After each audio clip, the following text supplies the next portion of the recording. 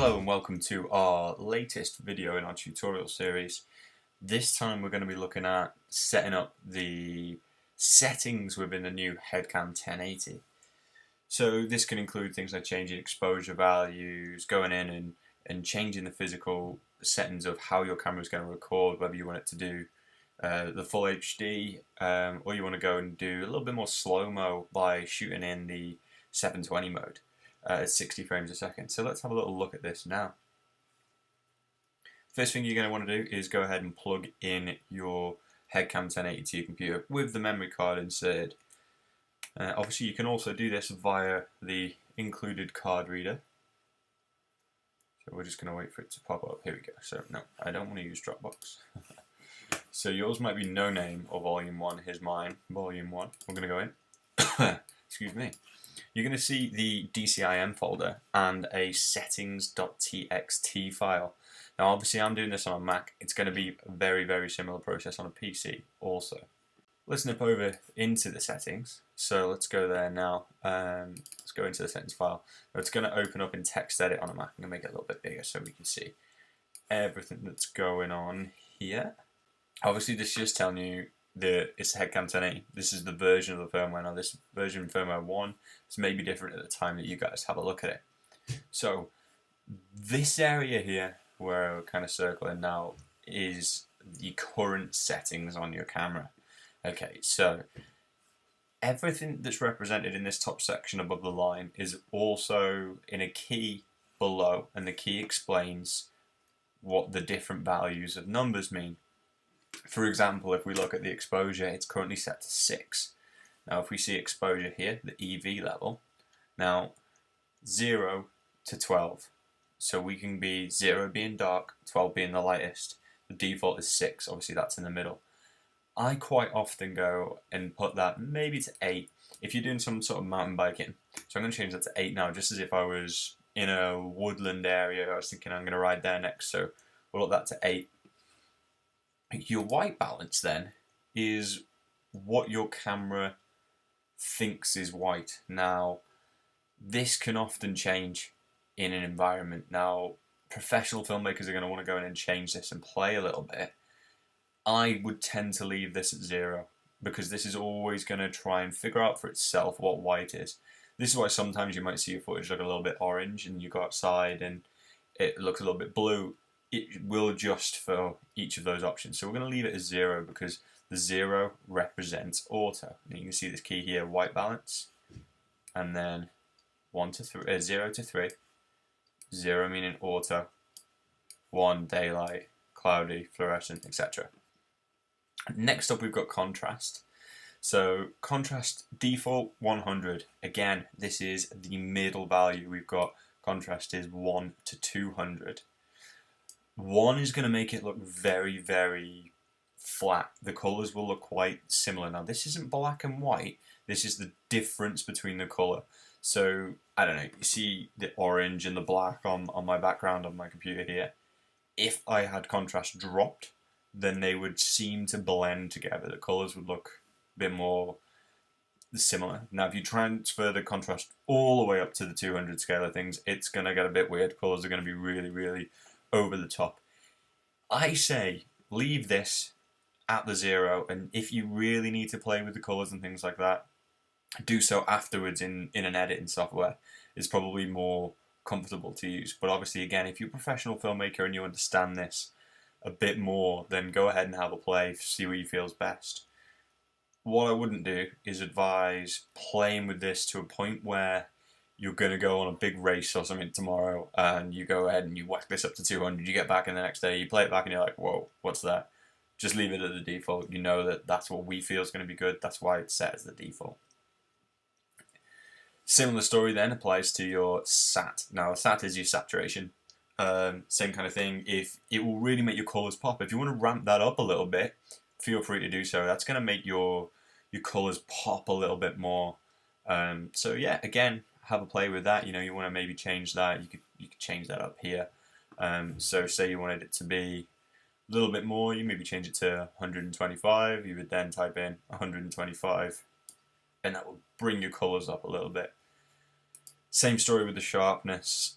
Sharpness though, it depends on what you're going to do. I'm not a massive fan of digital sharpness myself. I tend to just leave it in the middle. If you take this down to the 0 or the 1 option and you take the sharpness right out, it may look a little bit dull and flat, but it will allow you to then, in an editing software, if you're very comfortable with things like changing the colors and color grading, you'll be able to bring that back in, bring some definition and more life back into your image. As a rule though, I'd recommend you leave it at the default if you're not really going to do too much of those kind of things. Now, this is where it gets interesting now. So we looked at these. Contrast, saturation, and sharpness are really you color things. You can kind of play with those 3 options a bit afterwards in your sort of editing software, if that's what you're using and you're comfortable with. I would say leave these ones to, if you're not a professional filmmaker, probably leave them alone. And you know, if you want to have a play at some point, you can, but as a rule, leave them as they are. Quality. Now this is interesting.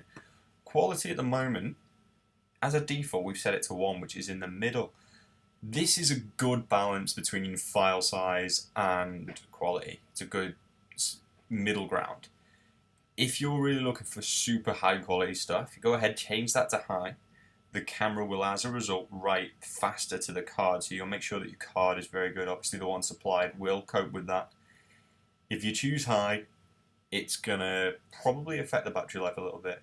It's also going to go ahead and make a bigger file quickly. So I don't know, if you've got a 100 megabyte file on middle option, it's probably going to be 125, maybe even as high as 150, 200, depending on what it is that you're shooting. So the quality will change, it will be noticeable. So that's something you might want to have a play with. I'm going to go and change that. If this was me, I'm going to go to 0. If you're using a big card, that's fine. So I've changed that to 0, so that means that that's the best quality that can possibly be. Okay, let's go and have a little look at the audio volume. So as you know, your camera's got a mic on the back. If you are planning on using the microphone, go ahead and use that the back with the holes in that came with the box of accessories. That way you allow your mic to work a bit better. Again, the default is 1 in the middle. 0 might, if you 0 this to the maximum for the audio volume here, if you go ahead and use 0, it will then say, like on a car, you're going to hear the engine noise very loud and it's probably going to be a little bit distorted. So you can have a play with this. If you're in a really fast moving car or something, or a motorbike, and that's that you really want to pick the noise up, you might even go for minimum, because that way you're going to get a much clearer sound out of a very loud noise. Whereas if you want people talking, go ahead, turn it to max, because you're going to hear voices a little bit better. Have a play depending on your environment. Well, our next option is our light frequency. This is a complicated one, but I'm going to make it as simple as I can. Sometimes you will see when you point a camera at a light that it will flicker. If that's the case, go ahead and just change between the frequencies. It all depends on the light frequency in your area. Have a little bit of a play with that. It probably doesn't make much of a difference to most users, because you're not going to be pointing it at indoor lights really with the camera. Generally speaking, these cameras are used outside, so light frequency doesn't make much of a difference. Okay, so now we've got the this is your time and date display, basically. I'm not really sure what the C stands for there. But you're recording time and date. The camera has the ability to display that on the screen. I tend not to use it, because obviously once you've used it, you can't remove it afterwards. But if you are using your camera for something like evidential purposes and you want that on all the time, go ahead, change that to 1 so that it's on. The 1 represents on here for the record time and date display. Go ahead, turn that to 1, and that will display that on the screen. You just type in the change the 0 to a 1, and that will display that on the screen. Obviously, if you're doing that, then you will need to make sure that time and date's right. There will be another tutorial on making sure that your time and date is correct on the camera, so keep a lookout for that. Next option we have is the laser LED. Basically, is saying, do you want the laser to work or not? Obviously, depending on your environment, it's a very handy feature. We leave it on so that when you press that button on the camera, you can make sure it's still on. It'll flash, turn it off. relatively speaking. If you've probably got to this point and looking at this tutorial, you'll probably have seen how to use the camera, where we discuss using the laser and things a bit as well. It's also in your manual that came with the camera.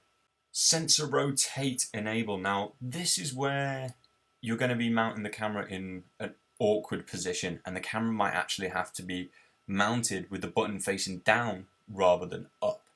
If that's the case, and that's the safest place to mount your camera, and that's how you feel you want the angle to be, you can actually tell the camera to think that when the button's facing down, to rotate the lens 180 degrees digitally. That means that it will see everything as the right way up. So if we go ahead and imagine we're changing this so that the camera will be mounted upside down, we change that to a 1, seeing that the 1 means on. So sensor rotate enable is on. That means that the sensor will be upside down now. We're flipping it over.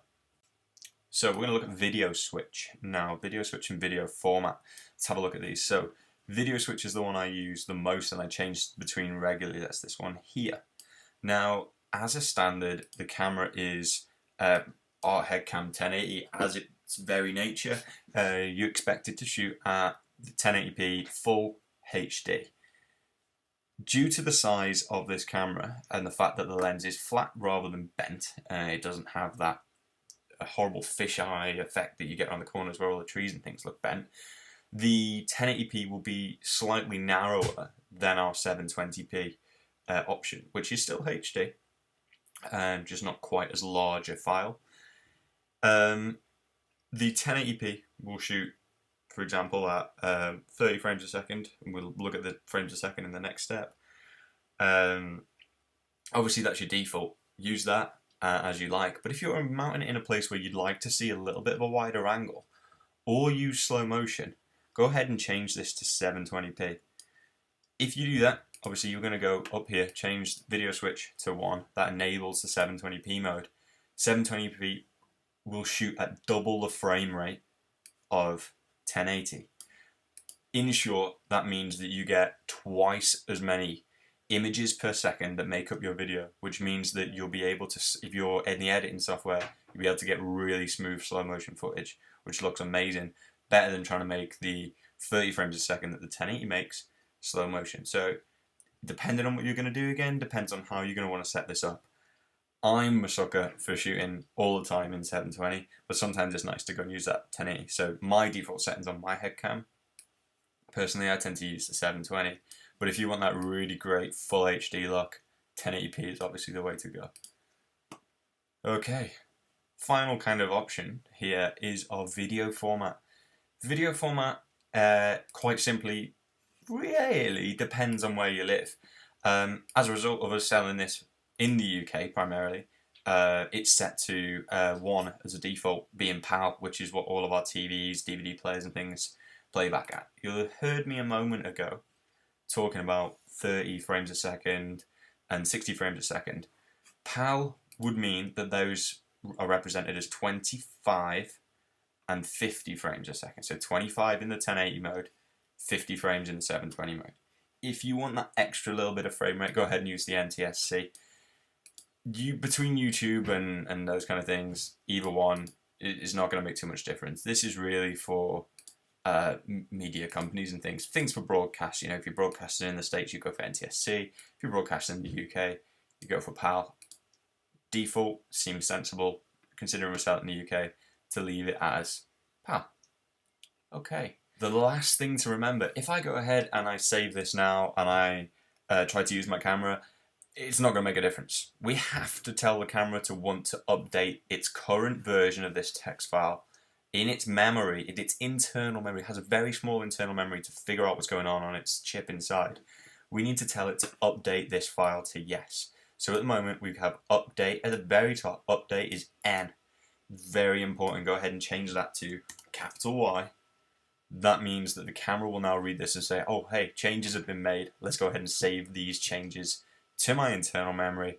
That means I can then use the settings that we've set up. As I said, if you don't do that and you forget and you leave that as N, you'll go out and it will be exactly the same as it was last time you used your camera.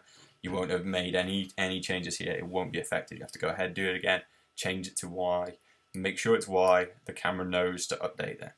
Then what you want to do is go File, I'm just going to save it, It's saved this file now.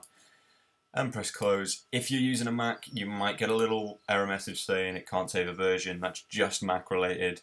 Don't worry about it. Just press OK. It still works. What you're going to do then is quite simply, you can go back in and just check that it's still update Y. We're happy with that. You can go ahead then, eject your camera. Next thing you do, unplug your camera, turn the camera on, and away you go. You start using the camera as you would normally. Come back to your computer later on, review your footage, and you should see some nice differences there. And obviously just feel free to play, have an experiment with that, and see what you can do. And don't forget to share your footage with us so we can have a little look too. Maybe even we'll comment, point you in the right direction, you know. Yeah, cool. Let us know what you guys can do with these settings. Bye for now, guys.